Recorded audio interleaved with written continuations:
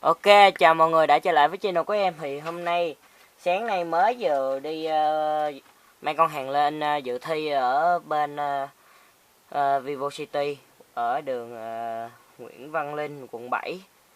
Thì mới nhưng mà đưa con hàng lên và triển lãm xong thì em đã quất liền con hàng con HG hiếm ở bển. Đây là cái bọc của My Kingdom.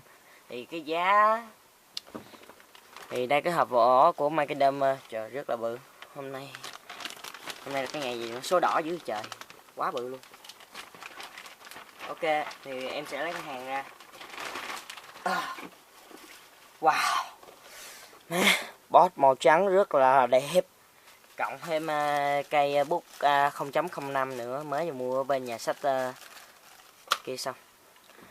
Thì vỏ hộp rất là đẹp. Thì giá gốc của nó là 630, giảm 30%, còn có 439, rất là đẹp. Giá của nó rất là vừa phải. Thì con này là có tên là RX-78-3 Gundam cụ tổ. Thì cụ tổ được ra mắt vào năm 2015 tại Nhật Bản. Đây là HGUC, đây là vỏ boss rất là đẹp, chỉ có màu trắng và màu xám bạc ở đây, rất ấn tượng. Thì đây là nó gần giống như hàng của Bandai, mà nó là hàng của EXPO. Thì phía bên tay phải của mọi người là con hàng xưa kia được wrap xong hoàn chỉnh, mặt trước và mặt sau, khá là đẹp. Wow. Thì đối với cụ tổ thì chắc rất là ít người mua, tại toàn mua hàng của Bandai mà, cho nên hôm nay em sẽ review thử con này. Tại vì có nhiều người rất là ít review con này, đơn giản thì nó là hàng hiếm, chỉ có 102. Ok, thì em sẽ vô phần mở hộp.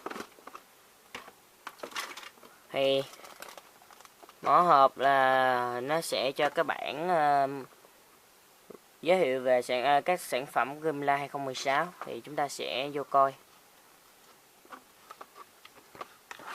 Thì đây là HG Build Fighter.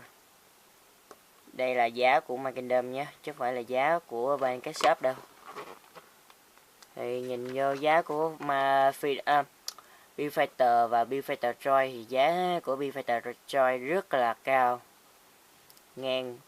Một con Troy Build nên khoảng 730 có thể mua được con NG 1%, bất kỳ loại nào. Thì còn dòng của EXPO thì thôi miễn bàn rồi, má giá nó cao.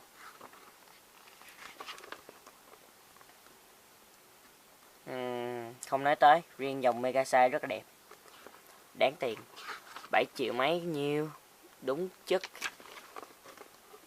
Đây dòng SD Scanner và dòng SD Unicorn. Đây là dòng SD Tâm Quốc Chí Baby Sensi. Bộ phụ kiện, và nó có thể kết hợp các phụ kiện tạo thành bộ custom có thể gắn vô được.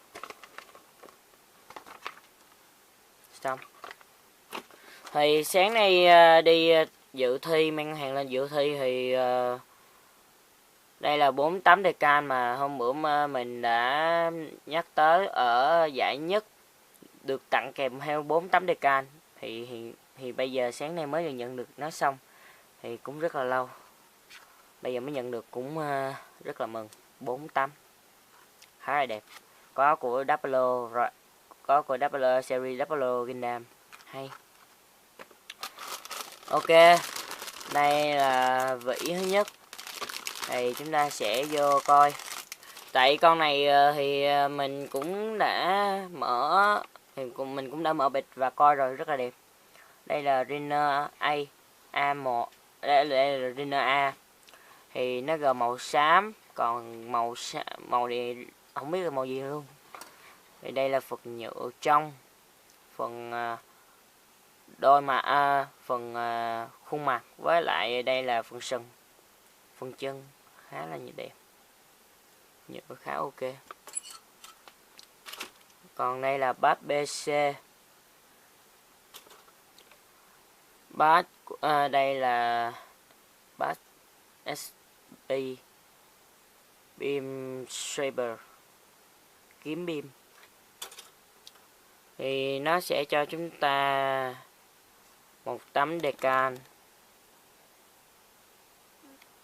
Đây, một tấm decal khá là đẹp, mọi người hãy coi.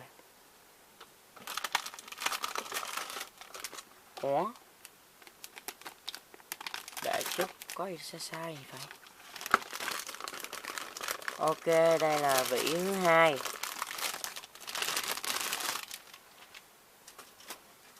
Ok, chúng ta sẽ nói tới đây là khung B. Để chút. Sao nó mờ nhỉ?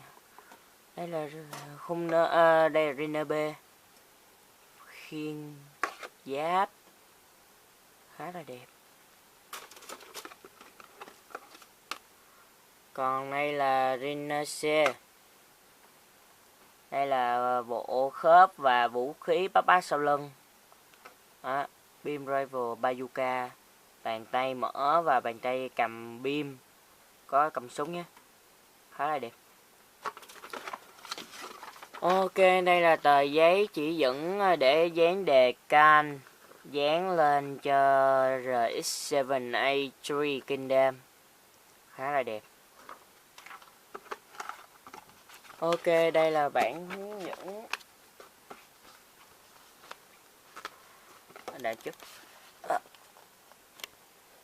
Đây là bản hướng dẫn của RX-78-3 Gundam. Sorry. Ok, đây là mặt sau. Đây là action, cái kiểu action của cụ tổ và màu để sơn. Bên trong là các tư thế action và cách ráp vũ khí với lại khiên và beam saber, khá là hay.